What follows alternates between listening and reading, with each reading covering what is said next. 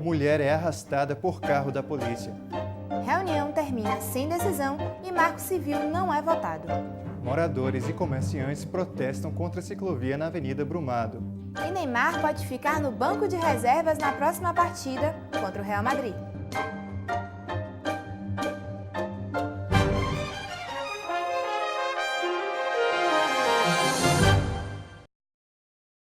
Bom dia. Bom dia. Uma ajuda desastrada. Após moradora do subúrbio carioca ser baleada, PMs a levaram ao hospital no porta-malas do carro da polícia. Mas durante o caminho, a porta se abriu e a mulher foi arrastada por 250 metros. A auxiliar de serviços gerais, Cláudia Silva Ferreira, moradora do Morro da Congonha, em Madureira, estava voltando dessa padaria quando a troca de tiros entre policiais e traficantes começou. A mulher foi atingida por 2 balas. 3 policiais que estavam na operação de combate ao tráfico de drogas socorreram a mulher. A faxineira foi colocada no porta-malas da viatura policial, mas a caminho do hospital a porta se abriu. Cláudia caiu do carro e ficou pendurada pela roupa. Ela foi arrastada por 250 metros até os policiais perceberem o que estava acontecendo. Após a notícia da morte de Cláudia, moradores do bairro protestaram no mesmo dia contra a ação policial. Segundo eles, Cláudia foi atingida pela própria polícia que entrou no morro atirando. Eles já entraram atirando em todo mundo. A Cláudia estava saindo da padaria, estava com um saco de pão na mão e tomando um café. Ela estava na porta de casa. É claro que quando a polícia entrou atirando, ela se assustou. E aí ela correu. A polícia nem olhou para ver quem era, nem esperou nada. Ele simplesmente atirou e matou a Cláudia. Em nota oficial, o comando da Polícia Militar disse que o resgate não seguiu as normas de conduta da polícia. Ainda segundo a nota, Cláudia foi encontrada pelos policiais em cima do morro já baleada. O comando da Polícia Militar irá investigar de onde partiu os tiros. Testemunhas que estavam no local onde Cláudia foi baleada irão prestar depoimento na próxima semana. Os 3 PMs que socorreram a moradora estão presos e serão interrogados. O estado do Paraná vem sofrendo com uma forte chuva desde a última sexta-feira. Cerca de 24 cidades já foram inundadas e milhares de pessoas estão desabrigadas. Na manhã de hoje, o número de desabrigados chegou a 26.220, mas ainda não é possível saber se há feridos. A rodovia PR-170, que liga Guarapuava a Pinhão, no interior do estado, está interditada. Equipes do Corpo de Bombeiros atuam no local para retirar árvores que caíram na pista. Nós estamos retirando os pedaços de árvores da região para facilitar o acesso dos moradores e também o que a gente indica aos moradores é que eles tomem cuidado com a fiação exposta e também com os buracos nos escombros para que evitem mais acidentes.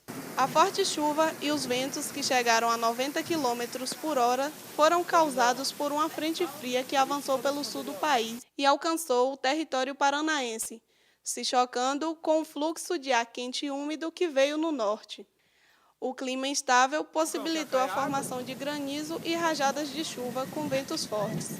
A chuva atinge principalmente a região oeste do Paraná e já destruiu mais de 26 mil casas. Até o momento, a Prefeitura não informou o destino dos desabrigados. Em instantes, reunião no Senado termina sem decisão e votação do Marco Civil é adiada. E no próximo bloco, comerciantes, moradores e movimento contra a morte prematura protestam contra a ciclovia na Avenida Brumado.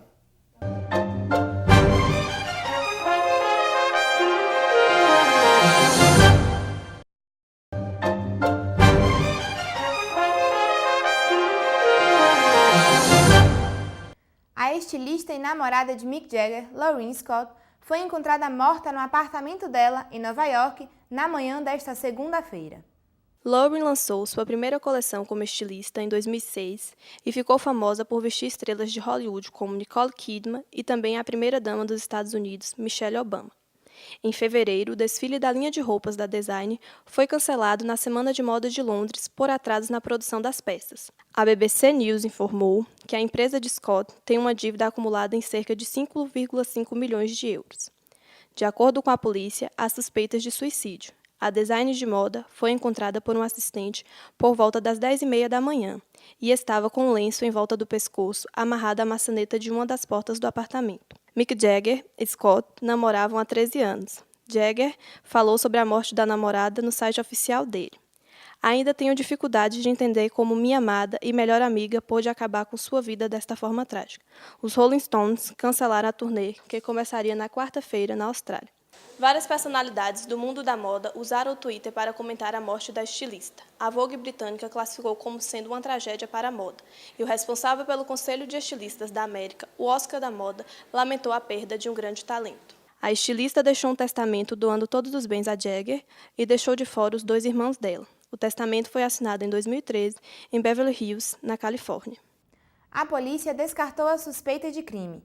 O corpo da estilista passará por uma autópsia para identificar a causa da morte.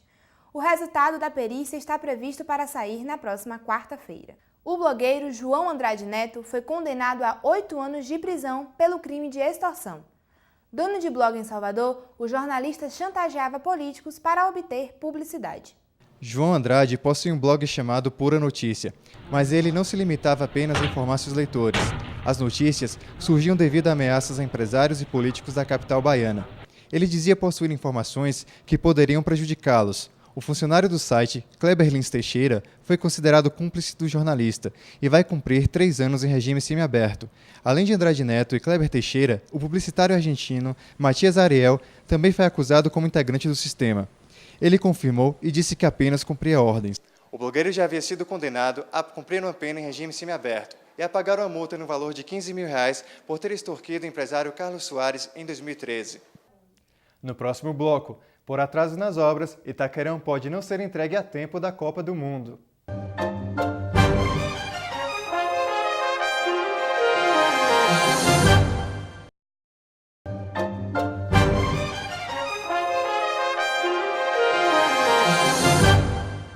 Polêmica sobre o Marco Civil. Reunião da diretoria do governo com o líder do PMDB, Eduardo Cunha, terminou sem decisão. O Marco Civil da Internet é um projeto de lei que surgiu no final de 2009. A proposta regulamenta normas para o uso da rede. Mesmo passados 5 anos de discussão, até hoje os parlamentares ainda não entraram em acordo em relação ao projeto de lei. O último desses encontros aconteceu na noite de segunda-feira. Depois de pouco mais de 1 hora reunidos, os ministros deixaram evidente que o governo não irá retirar a urgência do projeto. Na quarta-feira a gente vai ter o dia todo para analisar a matéria, né? Ainda estamos debatendo.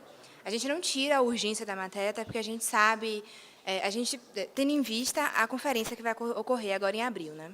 O governo também deixou claro que não vai alterar o ponto que trata da neutralidade da rede. Ao falarmos em neutralidade, significa dizer que todas as informações que trafegam na web devem ser tratadas da mesma forma, navegando à mesma velocidade. O líder do PMDB, Eduardo Cunha, minimizou o problema e considerou improvável que a votação aconteça ainda nesta semana. Olha, a conversa que nós tivemos hoje foi bastante conclusiva. Foi só um bate-papo mesmo. Política é a arte da conversa, né? Essa votação deve acontecer na próxima semana. Eu acredito que logo a gente está resolvendo isso. O Itaquerão, estádio de abertura dos Jogos da Copa, pode não ser entregue no prazo exigido pela FIFA. Vários equipamentos não estão prontos. A cobertura, os camarotes e as áreas comerciais não estão finalizadas. Os telões estão sem instalação. Os carpetes não foram colocados e ainda existem espaços sem iluminação no estádio. Hoje, o que se vê é lama por toda parte, entulho e falta de acabamento no estádio. A FIFA ainda não se manifestou sobre o atraso das obras do Itaquerão.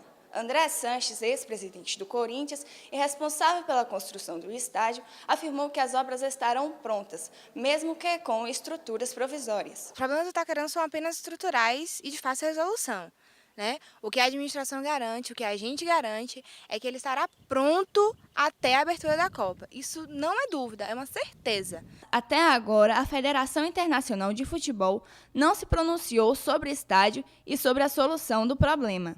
Craque brasileiro deve ficar de fora no clássico contra o Real Madrid. A má fase de Neymar não agrada a torcida do Barcelona e o jogador pode parar no banco de reservas. A situação não está nada boa para Neymar. 2 dos principais jornais espanhóis fizeram enquetes para saber quem os torcedores preferiam que iniciasse a partida jogando, e o brasileiro não ficou em primeiro em nenhuma delas. Por quê?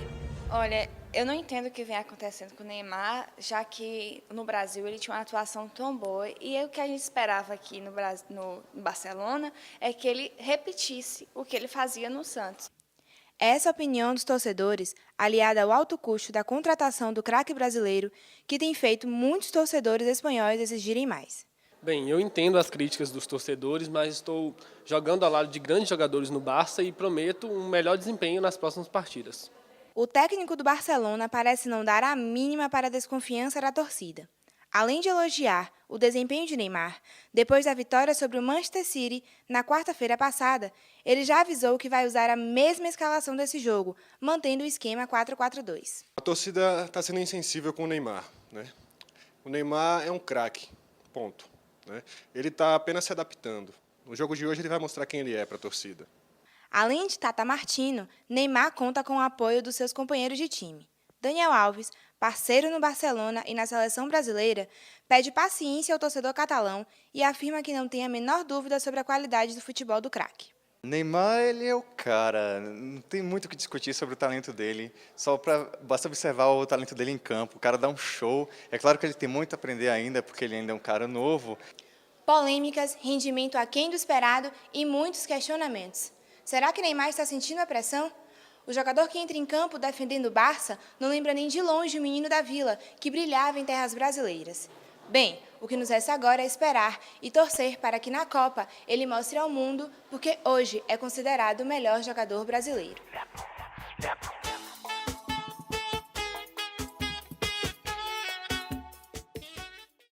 O Jornal fica por aqui. Um bom dia e até amanhã. Bom dia, até amanhã.